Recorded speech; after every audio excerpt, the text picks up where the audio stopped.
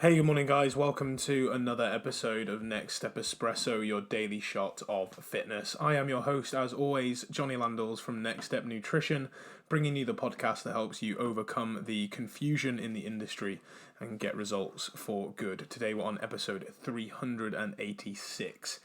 We're into the first full week of lockdown 2.0. I'm recording this on the official first day of Lockdown 2.0, and I'm coming from a position where I myself have very limited and pretty much no equipment.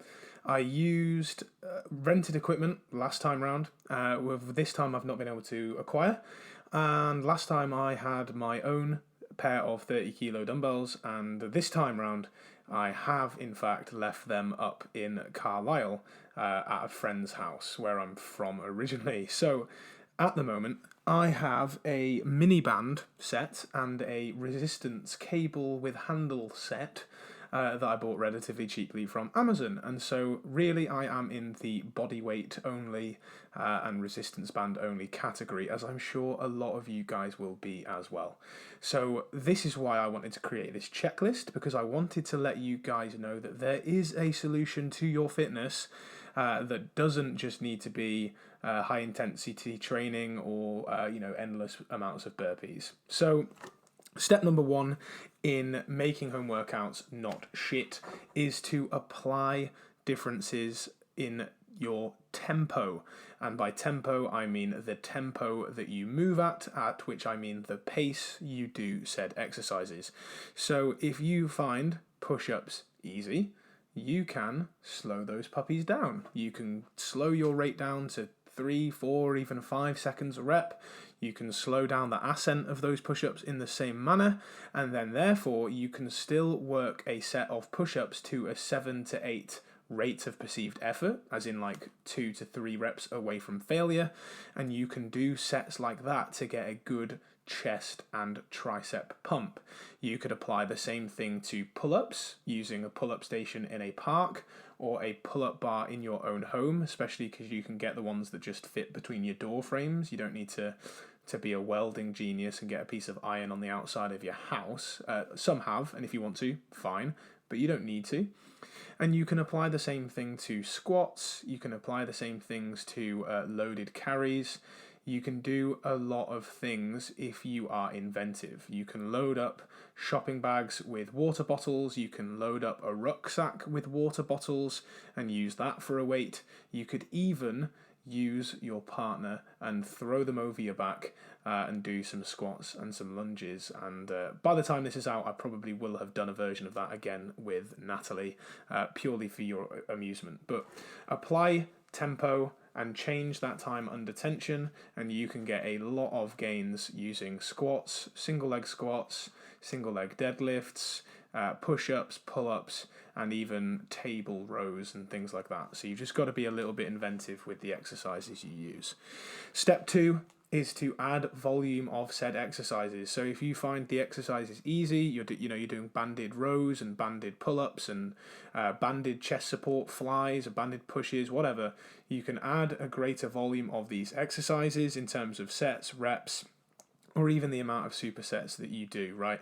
That way, although the weight you're using is lower, the reps you're using is higher, if you add volume through exercises, you're not going to have the time it takes you to get to the gym and back. So if you want to add that time onto your workout in the day, you can, and that will do a great deal in helping that workout provide a greater stimulus for you.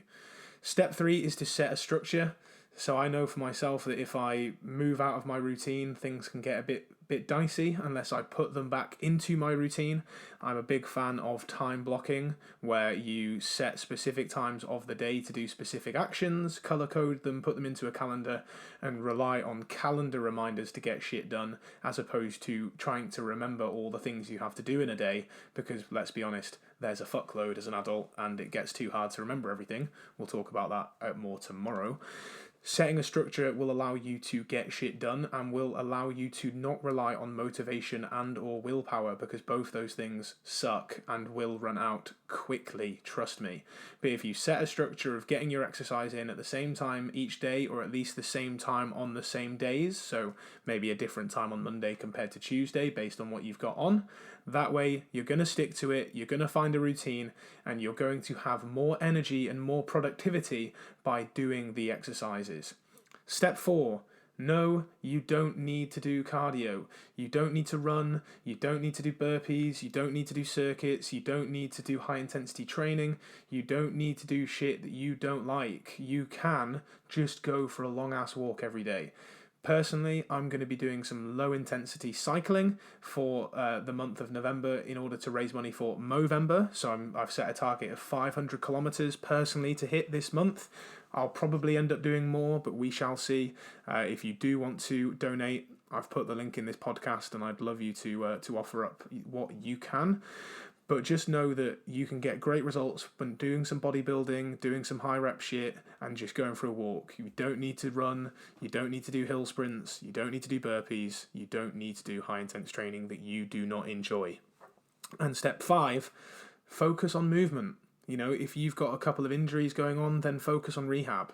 Focus on doing some new stuff, right? Pick up yoga, pick up Pilates, pick up core-based training, pick up breathing, pick up a new hobby, a new sport. Focus on something new that you enjoy that will get you motivated, keep you inspired, and add a bit of variety to your life, right? So if home workouts feel a bit boring, which I guess they can be, focus on some new stuff.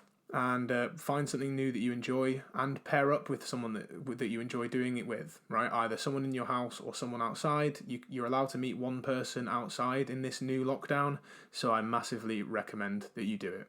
Step 1, add tempo. Step 2, add volume. Step 3, set a structure. Step 4, don't do cardio unless you want to. And step 5, focus on some new stuff to add variety and add enjoyment.